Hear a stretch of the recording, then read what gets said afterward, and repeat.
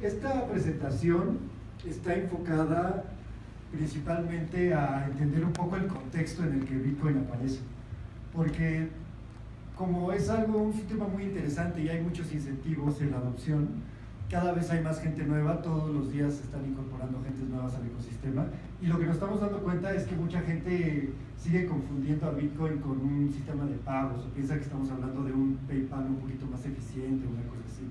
Entonces, antes de meternos de lleno a cómo funciona y hacer preguntas un poquito más específicas de lo que es Bitcoin, me gustaría dar primero un panorama un poco general de Bitcoin, a qué responde, o sea, por qué aparece Bitcoin.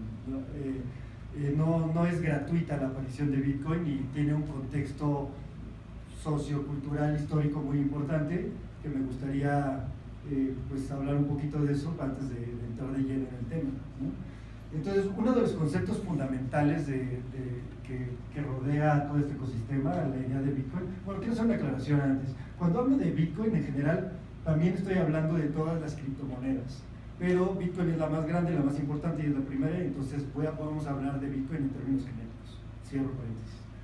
Entonces, uno de los conceptos más importantes alrededor de esta tecnología es el concepto de descentralización, y esta es una idea que viene desde finales del siglo XVIII. Con la Revolución Francesa y todo este rollo, pues la gente empieza a promover más la idea de descentralización porque se empiezan a dar cuenta de que hay un fenómeno histórico que no había sucedido antes, que es la emergencia, la creación, la formación de los estados-nación, de lo que hoy, que para nosotros parece ser algo obvio, porque nacimos con ello y nuestros papás nacieron con ello, pero que no lo fue así siempre. Y entonces, una forma de entender lo que es un Estado-nación es básicamente un territorio delimitado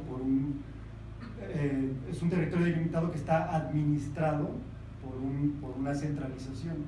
Y entonces este fenómeno fue ganando fuerza, y conforme fue ganando fuerza, pues también las consecuencias que tenía este fenómeno empezaron a despertar inquietud de la sociedad, y la idea de descentralización empezó a tener mayor popularidad en la población, principalmente en la población europea, donde se fue diversificando esta idea. Una de las principales consecuencias y lo que más preocupó a la gente de la centralización es la idea de total war, que lo llaman en inglés. O sea, un tipo de guerra que antes de la centralización de los estados-nación no existía.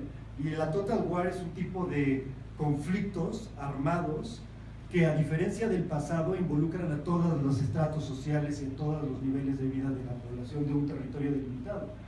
Antes de la caída de las aristocracias, la gente pensaba que las guerras eran cosa de ricos, y que en el momento en el que se acabaran las monarquías iban a acabar también las guerras, porque era cosa de intereses de gente que tiene mucho dinero. Y cuando cayeron las monarquías se dieron cuenta de que no, que al contrario, la guerra se esparció a todos los niveles, porque la gente adoptó esta idea de que todos somos el Estado, de que todos somos la nación, de que todo lo que está dentro de un territorio delimitado así con una reja, pertenece a una misma unidad que llamamos nación, que llamamos país hoy en día, y que por lo tanto la guerra involucra un ataque hacia todo eso. Y la Total War básicamente atacaba no solo a los objetivos militares como sucedía en el pasado, sino que atacaba también a las cuestiones que le competían nada más a la sociedad civil, a los recursos que eran para la sociedad civil y que no eran objetivos militares, etc., ¿no? Esa es una de las principales cosas que promovió la idea de descentralización, que sobre todo se fue desarrollando a lo largo del siglo XIX. Pero todo más o menos no iba tan mal durante el siglo XIX, porque la guerra cuesta dinero, la guerra es una cosa muy costosa. Entonces, a pesar de que si buscan en la Wikipedia un compendio de todas las guerras que hubo en el siglo XIX, pues hubo muchísimas, pero en su mayoría eran conflictos que duraban unos cuantos meses, un año, quizá dos, y cuando se pasaban un poco más de eso, pues era porque el conflicto tampoco no era tan intenso, porque la guerra cuesta mucho. Pero lo que empezó a suceder a partir del siglo XX es que para la era donde, bueno, ahorita voy a hablar más de esta persona, para cuando llega la Gran Guerra, la Primera Guerra Mundial, la guerra no se termina nunca. Y esto se da principalmente porque en el momento en el que ya tenemos una sociedad en la que toda la administración está esa administración puede abandonar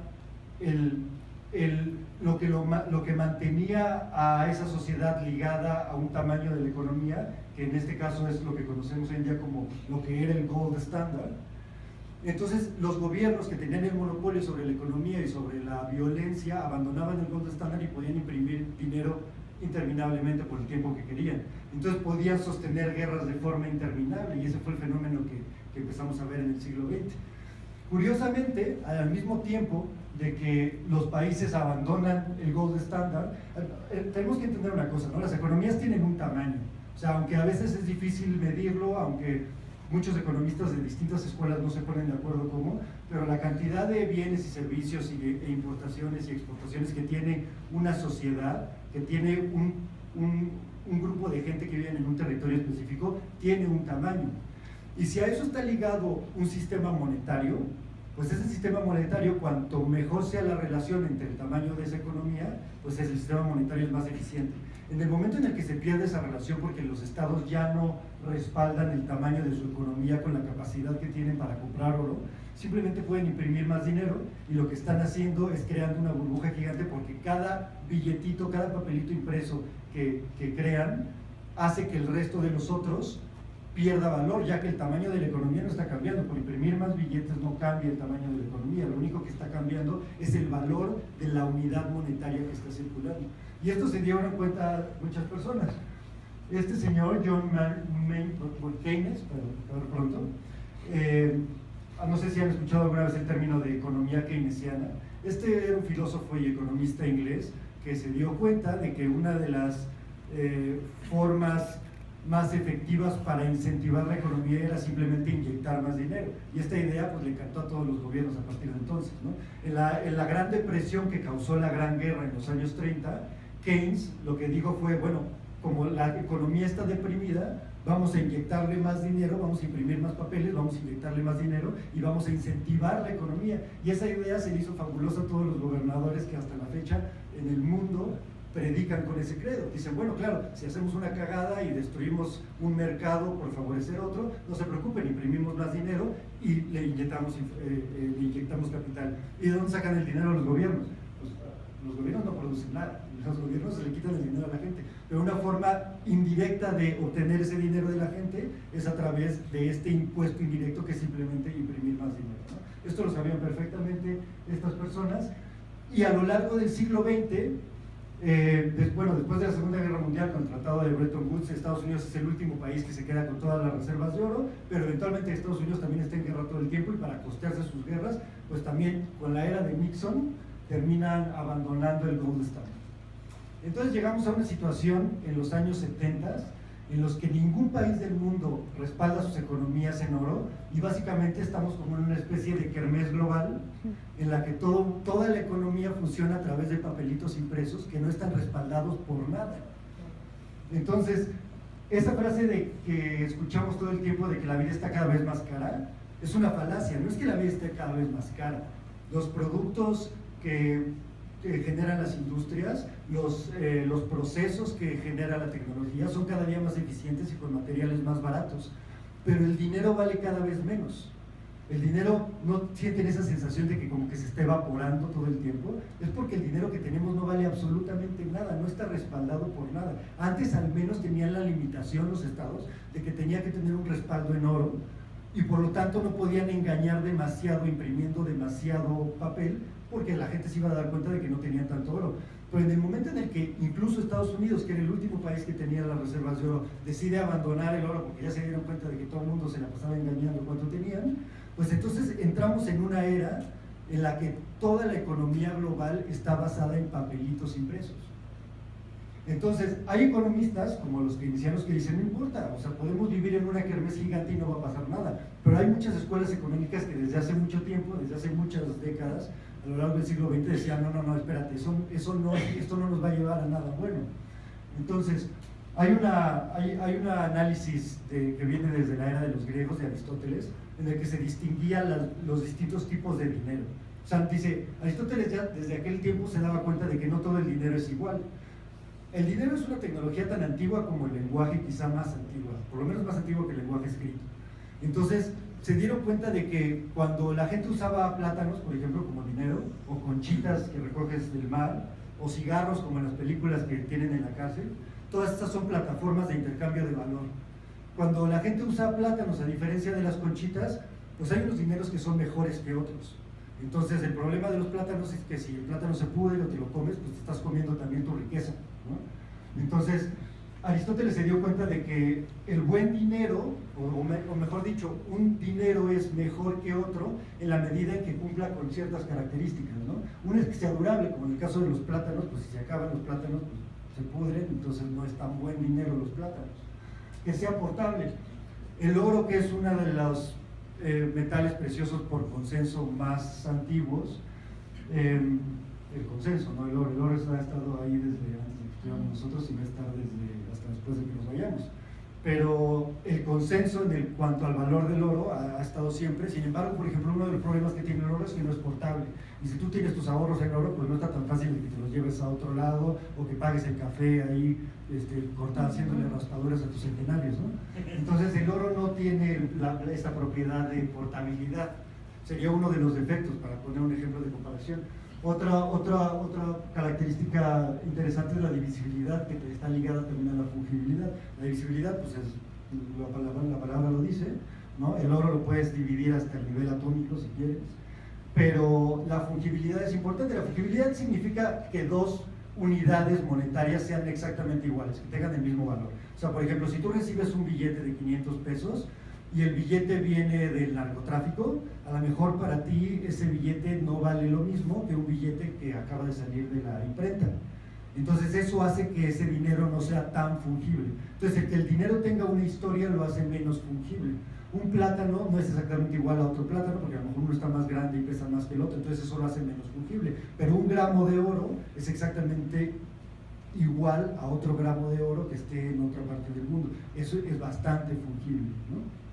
Otra característica importante es la reserva de valor, y esa es la más complicada de entender porque es una pregunta casi filosófica. O sea, el valor que tienen las cosas es una cuestión imaginaria, ¿no? O sea, nada en este mundo tiene valor intrínseco nada más porque sí. Los humanos le damos valor a las cosas. Y en el caso que nos compete, que es en los sistemas monetarios, les damos valor a las cosas cuando tiene ciertas propiedades, como por ejemplo que tenga escasez y que realmente sirva como intercambio de valor. Esto no se le olvidó a las poblaciones humanas desde Aristóteles. Hay gente que lo ha tenido muy presente a lo largo de toda la historia, pero en la vorágine de eventos que sucedieron en las últimas décadas y siglos, pues simplemente los sistemas de administración de la economía ignoraron este tipo de cosas para llegar a la realidad en la que estamos hoy en día. Pero muchos economistas grandes, como Mises de la Escuela de Austria, como, bueno, Noam Chomsky, que está aquí en México ahora mismo, ayer de una plática en la UNAM, por cierto, hablando sobre la importancia de la descentralización. Otros economistas como Milton Friedman, o sea, hablan de la importancia que tiene tener una moneda sólida, de la importancia para la estabilidad económica que es tener una moneda sólida. Ahora, regresar al gold standard, pues hay gente que argumenta que eso sería imposible en la era tecnológica en la que estamos. Aquí está también José Mujica hablando de las ventajas que tendría poder adoptar una moneda única que no sea de nadie, ¿no? A lo largo de las últimas décadas del siglo XX van habiendo iniciativas para tratar de resolver ese problema que las administraciones centrales no le están dando importancia, pero mucha gente se está dando cuenta de que está causando graves daños. Desde los años 80 hay un movimiento, que a lo mejor algunos de ustedes están familiarizados, que se identifica como los cypherpunks, que es básicamente una ideología en la que comulga un grupo de gente que se dedica a desarrollar software y que creen en la idea de que a través del desarrollo de software y de la programación se pueden hacer cosas que sirvan para mejorar la sociedad. O sea, a través de la creación de lenguajes nuevos y su aplicación podemos hacer cosas en beneficio de toda la humanidad. Aquí está Julian Assange, ¿no? Parte de los cypherpunks, que está ahí encerrado en la embajada de Ecuador en Reino Unido por estar ventilando los trapitos sucios de los gobiernos, ¿no? Pero varios de estas personalidades aquí, desde los años 80, venían proponiendo sistemas de pago electrónicos que pudieran resolver estos problemas de los que estamos hablando, ¿no? Entonces, Aquí Adam Back desarrolló un sistema de pago que se llamaba Hashcash, en el que se desarrolló la idea de Proof of Work, o sea que para poder hacer una transferencia tuvieras que invertir una cantidad de capacidad de cómputo que probara que tú, por ejemplo, para evitar el spamming, ¿no? O sea, para que las transacciones o para que el flujo de la información no sea totalmente gratis, te tenga que costar algo y eso evite que haya simplemente ataques de información zombie y spam.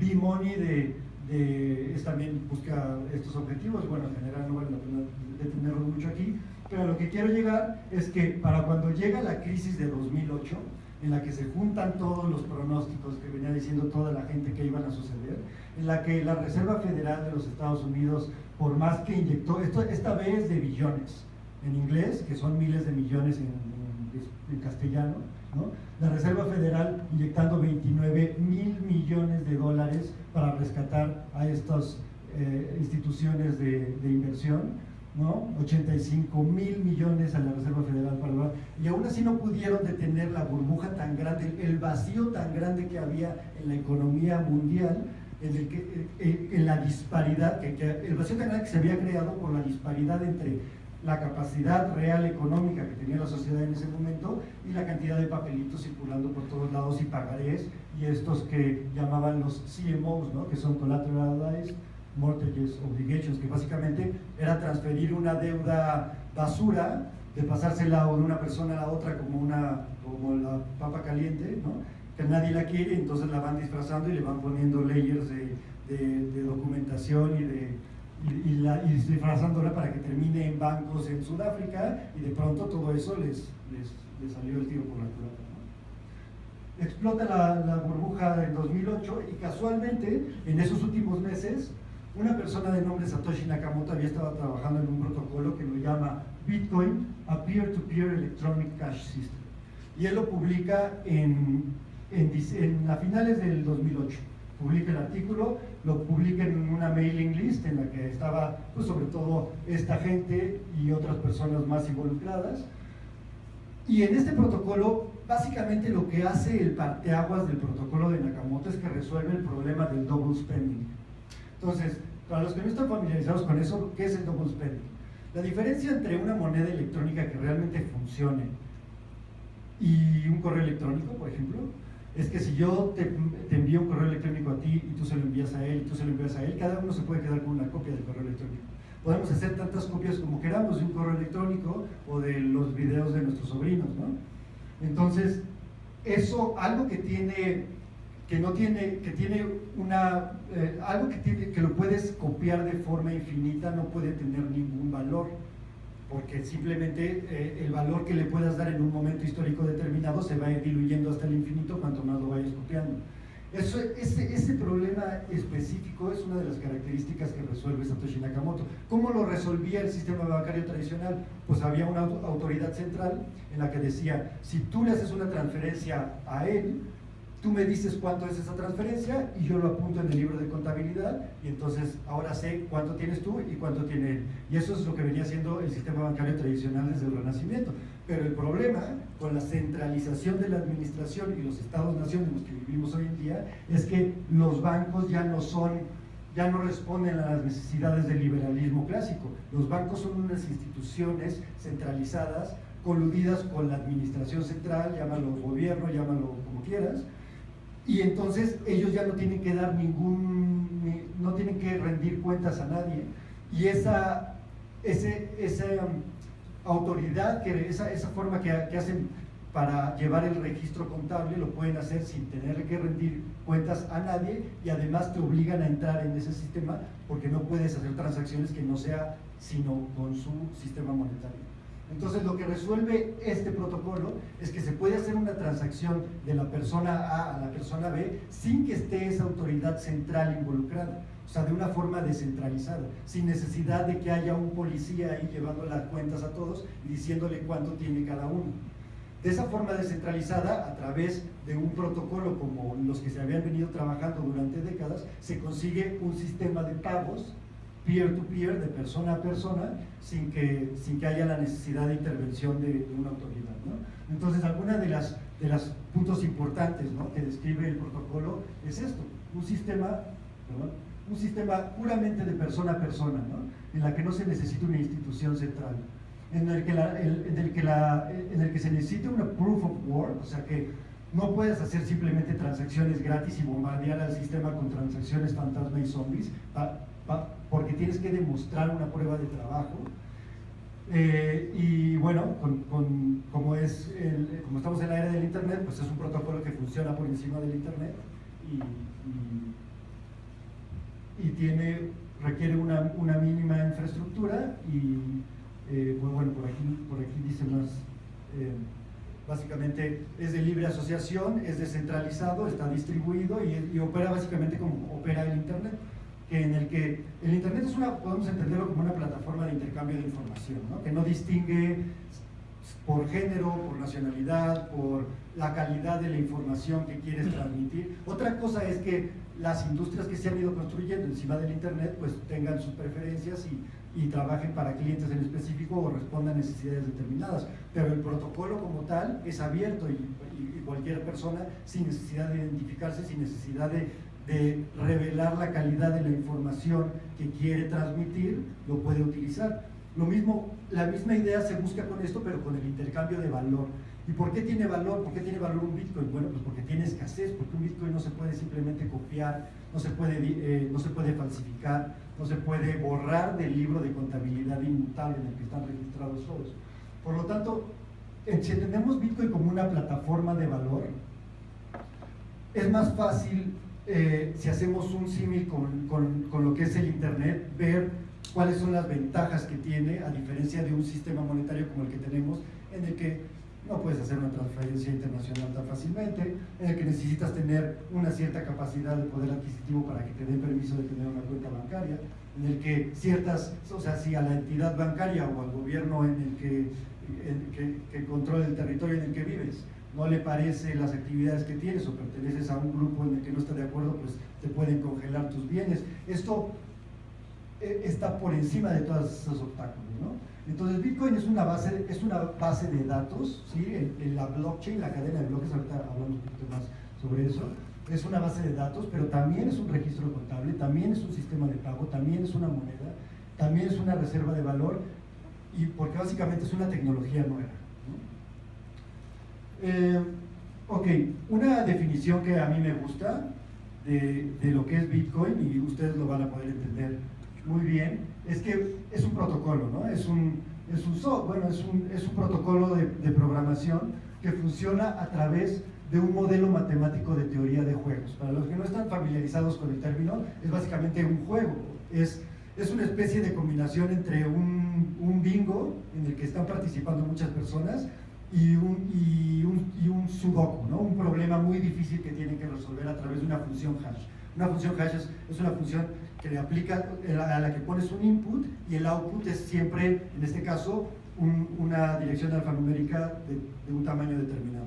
Entonces, si la función alfanumérica que sale alcanza una dificultad determinada, no es tan determinada, es dinámica realmente, pero para fines prácticos, alcanza esa dificultad, la persona que logra primero encontrar esa dificultad es la persona que gana el bingo. Entonces esa es la forma de conseguir que la red sea distribuida y que no haya garantías de quién va a ser la siguiente persona que va a poder minar todas las transacciones. Vámonos un poco a este esquema que es un poco más fácil de explicar. Vamos a suponer que esta es la red Bitcoin, ¿no? la red del protocolo de Nakamoto. Entonces está compuesta de usuarios, está compuesta de nodos y está compuesta de mineros, básicamente. Entonces, los usuarios podemos ser personas como tú y como yo, y lo que están haciendo los usuarios es básicamente haciendo transacciones los unos con los otros. ¿Qué impide que la transacción que yo le haga a una persona sea una transacción fraudulenta, o le haga una transacción en la que realmente no tengo esos fondos, o esos fondos ya me los gasté el día anterior y si se los vuelve a hacer otra persona, yo desarrolle mi propio software en el que puedo hacer? ¿Qué es lo que impide eso? Bueno, están los nodos que tienen el protocolo, tienen todo el protocolo en su nodo, y están validando todas las transacciones que escuchan. Y es un protocolo muy simple, lo único que están validando es que del usuario 1 al usuario 2, este tiene los fondos suficientes y esos fondos están respaldados por la clave privada que tiene este usuario. Entonces el usuario 1 le envía una transacción al usuario 2, el nodo la escucha y la valida o no la valida. Esa es una transacción válida o no lo es. Si no tiene los fondos, el nodo no la valida. Y si los tiene y cumple con todos los requisitos del protocolo, el nodo valida. El nodo básicamente es un ente altruista que está destinando un poco de capacidad de cómputo para estar validando transacciones que están viajando por el aire. Cualquiera puede ser un nodo porque lo único que tienes que hacer es descargarte el software y es lo que te garantiza que tú puedas hacer una transacción. Siendo un nodo, puedes validar tu transacción de la persona 1 a la persona 2 sin tenerle que pedir permiso absolutamente a nadie. Ahora, ¿cómo se incorpora esto al libro de contabilidad histórico y que nadie lo pueda defraudar y cambiar? Pues para eso están los mineros. Los mineros son los que están jugando el juego de bingo. Y su juego consiste en escuchar todo el número mayor de transacciones que se están publicando, válidas, porque si meten una transacción no válida cuando publiquen su bloque, el resto del ecosistema lo va a rechazar. Y lo que están haciendo los mineros es concursar para que el primero que encuentre un bloque, o sea, un archivo en el que están almacenadas todas las transacciones que escucharon en los últimos 10 minutos, después de aplicarle una función hash, y esa función hash encuentre la dificultad, el primero que lo logre, anuncia que encontró el bloque, los demás, todo el ecosistema, los nodos y los otros mineros validan que realmente cumple con todo el protocolo, y entonces, si es así, si se cumple con todas las condiciones, se añade un bloque nuevo a la cadena de bloques. El primer bloque se minó en enero de 2009, el primer bloque de Bitcoin, y desde entonces, en promedio cada 10 minutos no ha parado hasta la fecha. Es un protocolo que nadie ha podido hackear, nadie ha podido censurar, nadie ha podido tumbar hasta la fecha y no se le ve para cuándo lo vayan a poder hacer. Porque es bastante simple, o sea, las reglas se resumen en términos generales a lo que acabo de decir. Cada 10 minutos en promedio, un minero que puede estar en cualquier parte del mundo y puede participar de forma anónima y no tiene que revelar su ubicación, cada 10 minutos en promedio un minero mina un bloque con todas las transacciones que se han estado generando en los últimos 10 minutos, y cuando el ecosistema valida que ese bloque cumple con las reglas del consenso, se añade a la cadena de bloques que está registrada en todos los nodos que están también distribuidos por todo el mundo.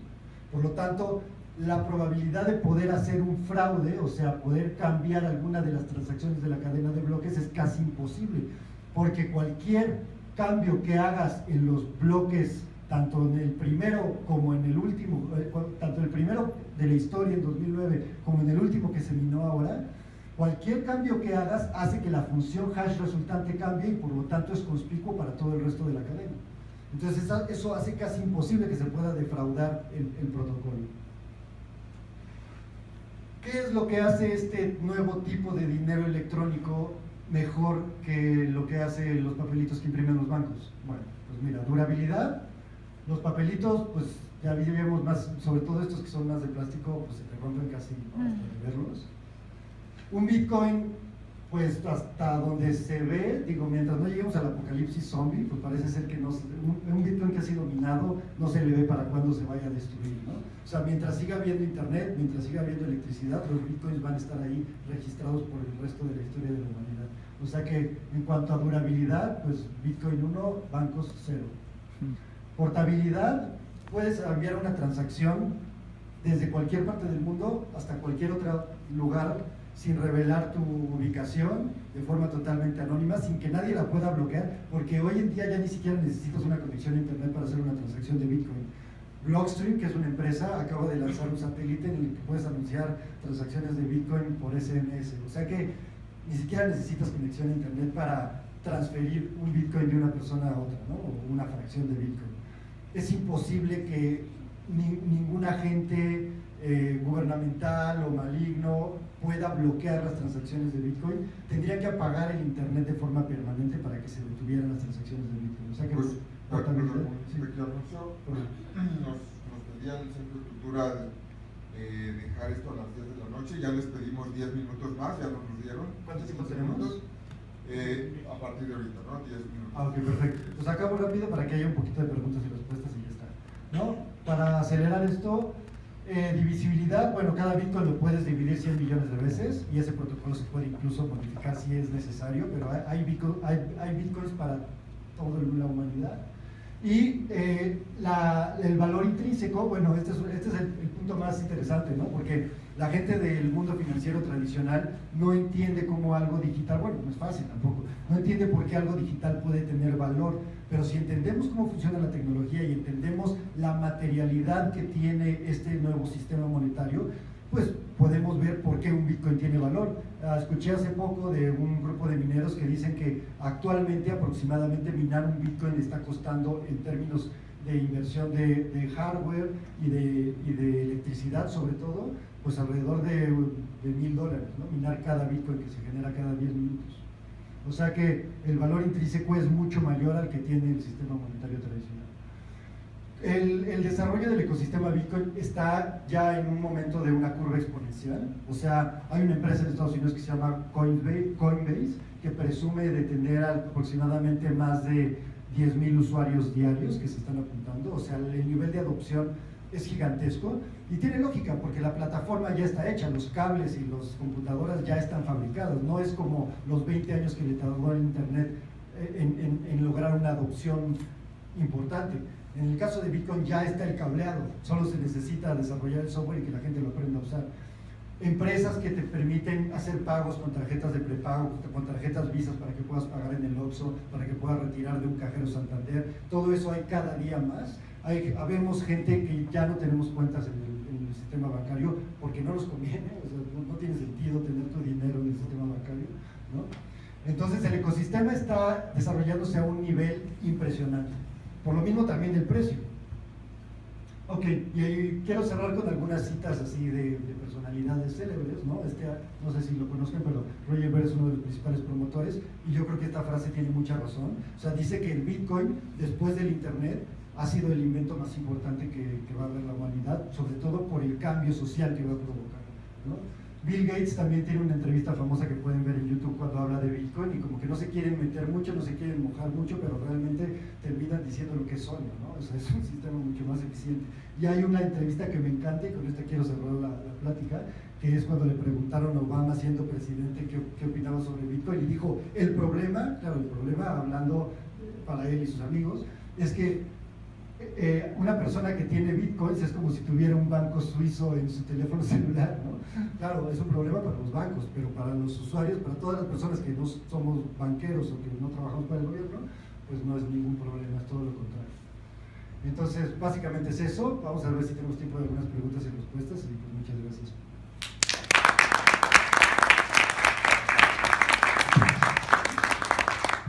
Bueno, quien tiene preguntas, lo bueno es que Gus me prometió no hacer ninguna mención política en su plática. Hola, buenas noches, felicidades. Muy buena plática. Quisiera saber tu opinión acerca de, bueno, lo que hablabas, ¿no? En esta última frase, decías que era como tener bancos en tu billete, bueno, en tu teléfono. En este año, si no mal recuerdo, tuvimos un ataque a ciertas industrias donde bloqueaban sus computadoras y, bueno, para liberarlas pedían transacciones en ransomware. Exactamente. Entonces, bueno, ¿qué políticamente crees que se pueda adoptar el Bitcoin sin que tengan que pasar ese tipo de situaciones donde son un poco ilícitas? A ver, si políticamente te refieres a la adopción del sistema político. Exacto, si realmente una nación pudiera adoptar. Yo creo que el gremio político va a ser el último en adoptarlo, o al menos el último en reconocerlo. Como individuos, hasta es como el Internet, o sea, incluso en los países donde han bloqueado el Internet, los mismos gobernantes necesitan usar el Internet, así que lo tienen que volver a aprender, ¿no? Con esto es igual, o sea, aunque los reguladores lo quieran prohibir, ellos mismos lo van a necesitar. El sistema bancario se va a tener que cambiar este sistema si no quiere quebrar. O sea, esto se va a comer hay una frase que me gusta mucho que dice Bitcoin is going to Uber the banks. O sea, le va a pasar lo que está haciendo Uber con los taxis, ¿no?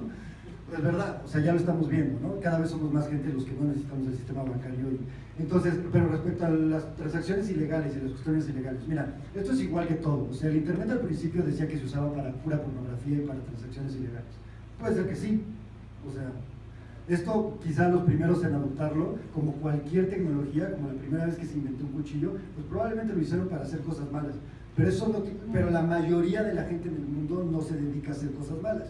Y la mayoría de la población se dedica a tratar de contener a los actores malignos. Entonces, que va a haber ataques, que va a haber fraudes, que ya hay todo el tiempo, sí, seguramente. Pero al final, pongamos el caso del Internet, yo creo que eso no es un motivo ni de preocupación, ni de que vaya a frenar la adopción. Gracias. Una pregunta, es más como de concepto.